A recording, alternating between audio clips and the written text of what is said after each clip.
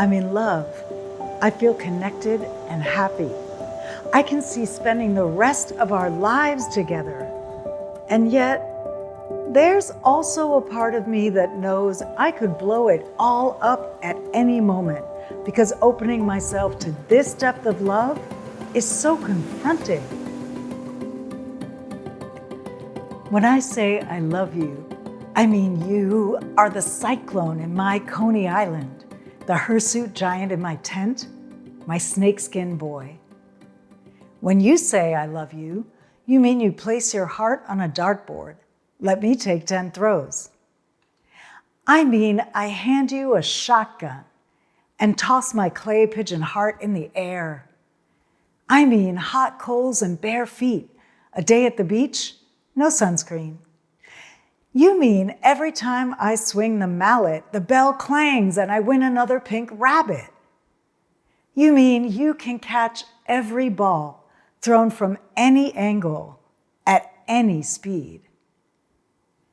When I say I love you, I mean I built you a raft out of matches and hair, lay down on it naked, and handed you the strike pad. My poem, Strike Anywhere, portrays the thrill and risk of love, how vulnerability can feel like you're turning yourself into a human dartboard and inviting someone to pierce your heart like only they can. While falling in love is a euphoric, unsustainable high during which even the sappiest love poems seem to convey the deepest truths, we all know that sustaining and deepening love over time is a more complicated and nuanced endeavor. The best love poems contain that complexity and nuance, like Pablo Neruda's love sonnet number 17 from his wildly popular book, 100 Love Sonnets, with lines like, Te amo como se aman ciertas cosas oscuras, secretamente, entre la sombra y el alma.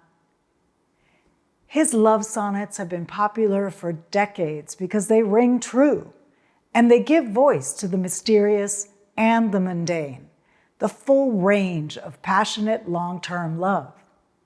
Because over time in our relationships, sentimentality and surface-level platitudes just don't cut it. Reading poetry helps us navigate the tides of our relationships with less shame about the inevitable changes and more curiosity and openness.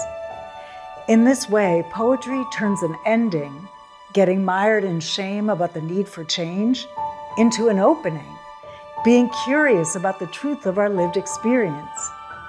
In reality, the ending of a poem or a relationship both shuts a door and opens a window.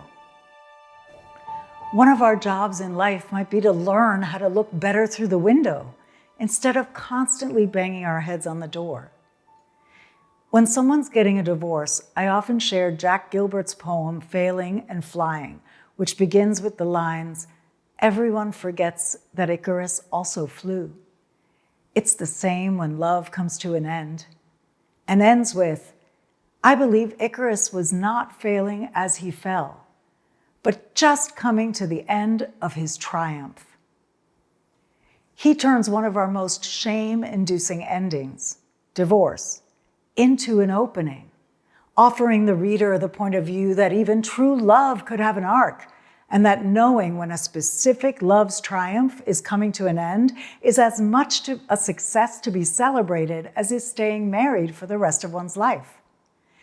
This poem teaches us that a marriage is a success even if it ends in divorce, because if it's coming to the end of its triumph, we have to open to a change in its form to stay connected with its truth.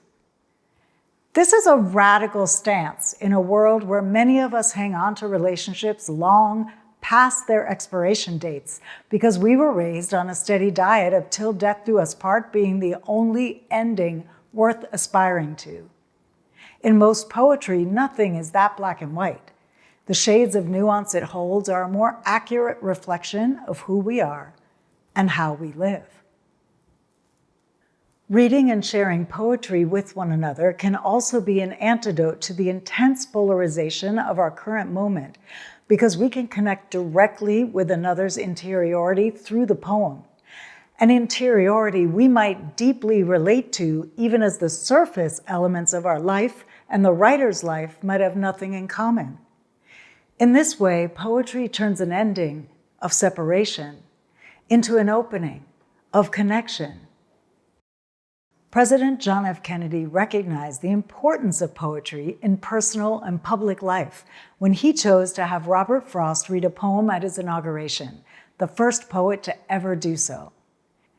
In a 1964 article in The Atlantic, President Kennedy wrote, "When power leads a man toward arrogance, poetry reminds him of his limitations.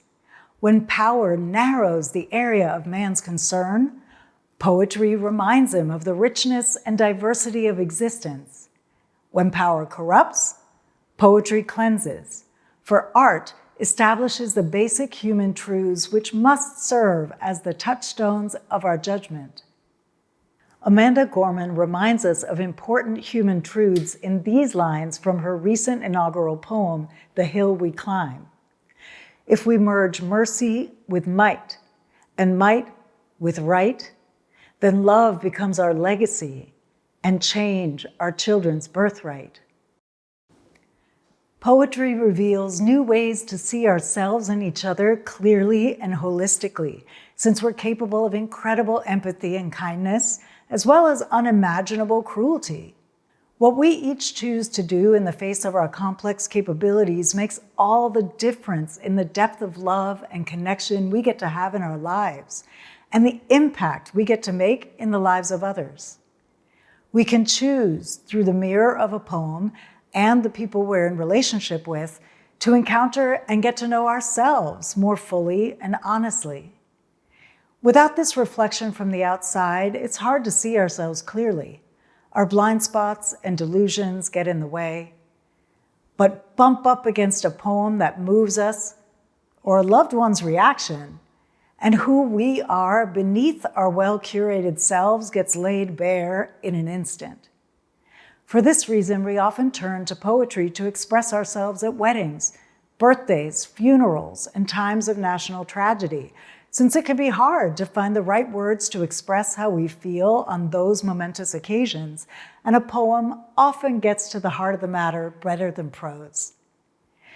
Reading the right poem at the right time can also be the thing that wakes us up to a new possibility for our life and relationships, one that we couldn't access before because we had our nose to the grindstone and were plodding down the well-worn path of familial and societal expectations. Because poetry is a made thing, which is what the word meant in ancient Greek, and a poet was defined as a maker of things.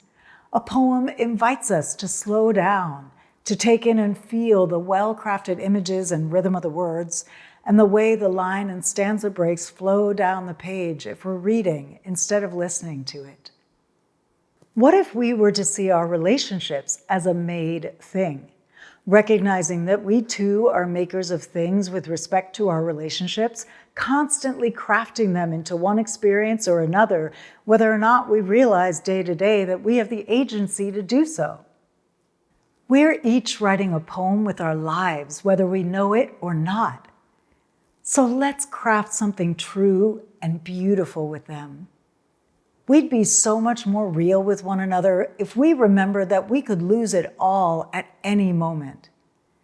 If we allowed ourselves to feel how deeply we want to be seen and known before we're gone.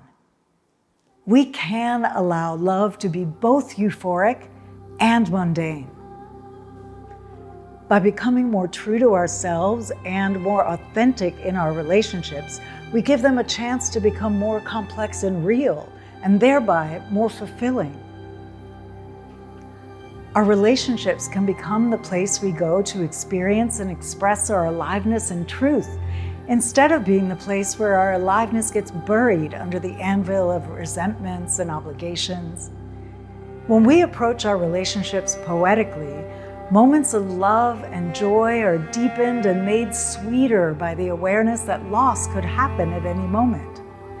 And grief is made more bearable by remembering that joy will eventually return. Praise this beautiful, terrible world where we are opened and crushed, where the kiss comes from a mouth that bites. These lines are from my poem, The Diver. How do you hold the complexity of a world in which the part of our body we use to kiss and speak words of love is the same part of our body that tears apart our food and can cause harm by breaking someone's skin? I invite you to move through life from today forward, being more curious and welcoming of complexity, so that when you meet someone abrasive or different, or someone who behaves in a way that's not aligned with how you behave, instead of coming to a snap judgment and ending about them, you can, like a poet, choose to turn that ending into an opening. We can learn from poetry how to meet a complex world, complex individuals, and complex emotions with depth, imagination, and curiosity, which will transform how we relate to one another for the better.